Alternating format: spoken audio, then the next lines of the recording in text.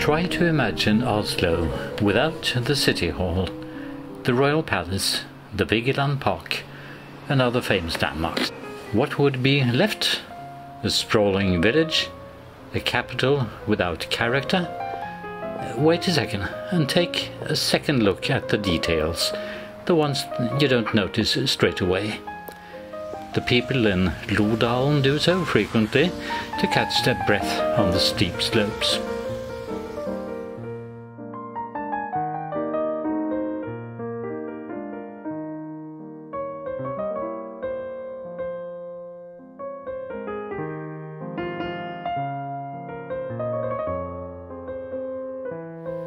Vålerenga was once a suburb, the very sign of a growing city. Today, it seems oddly out of place.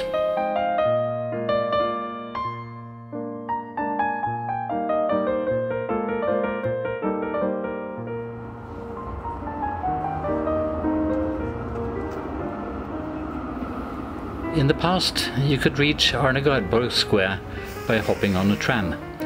Now the tram line is closed, and it's difficult enough to get there as long as they're excavating for the new government building, the Y Block. However, civil servants and local people find their way around.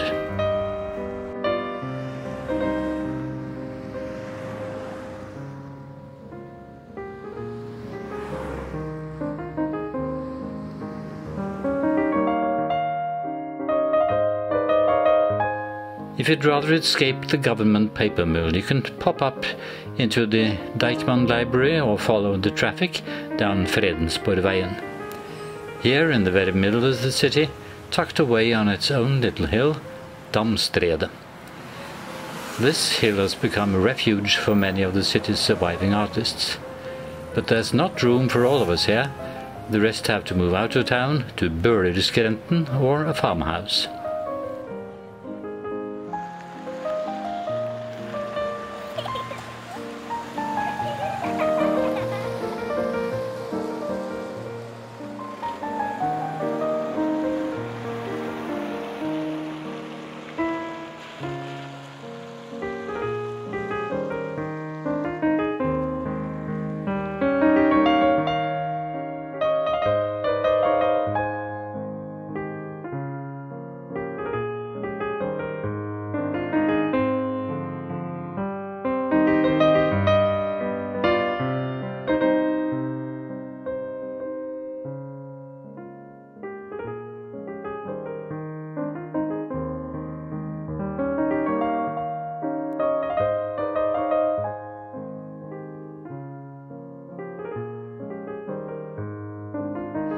Briskeby is in the city's very best west end, at least in name.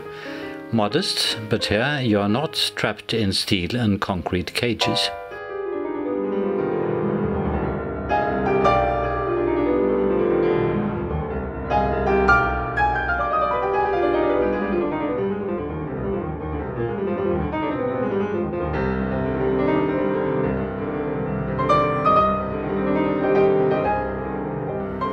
Oslo can certainly be called a city of contrasts. From the stately Victoria Terrasse, it's not far to the city's most modern shopping mall.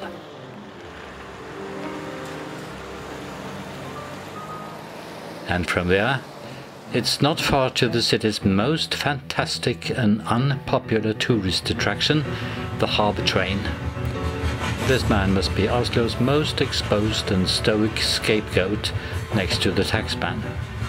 Poor man, poor drivers.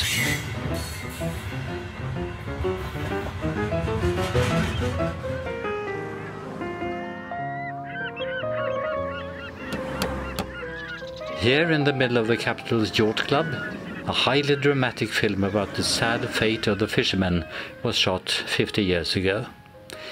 Today, we'd rather sit down for a beer and jazz music at Club Number 7, established in the yacht club house Kongen, the King.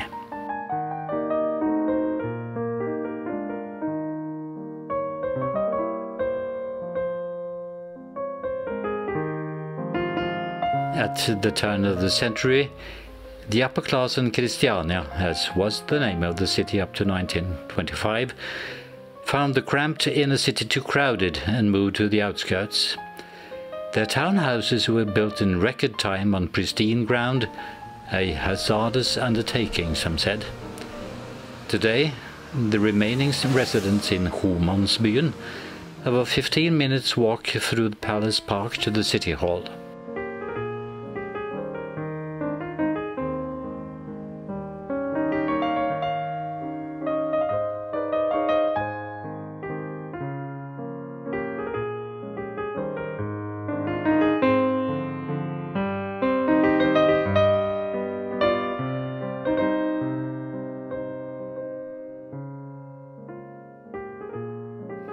The socialist poet Rudolf Nilsen once said, "This water is hardly twice distilled."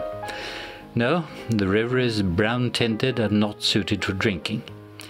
Since industrial Oslo grew on its banks, Akerselva has trickled away, accompanied by the cries of hungry seagulls and the burps of thirsty men. This is the eternal arena for the tragedy of the empty bottle.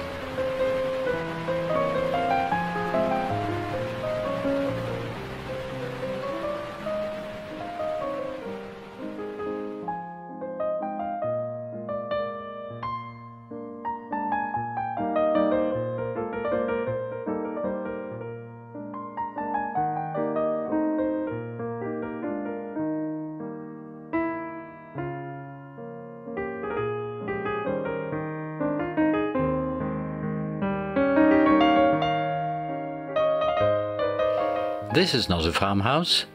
It is a museum, standing there to trick people into thinking that Oslo is still a countryside idyll. Yet the idyllic Oslo is still there, amid the exhaust fumes. It can still be difficult to tell the difference between the sound of a wasp and a distant scooter. And we still don't have a concert hall.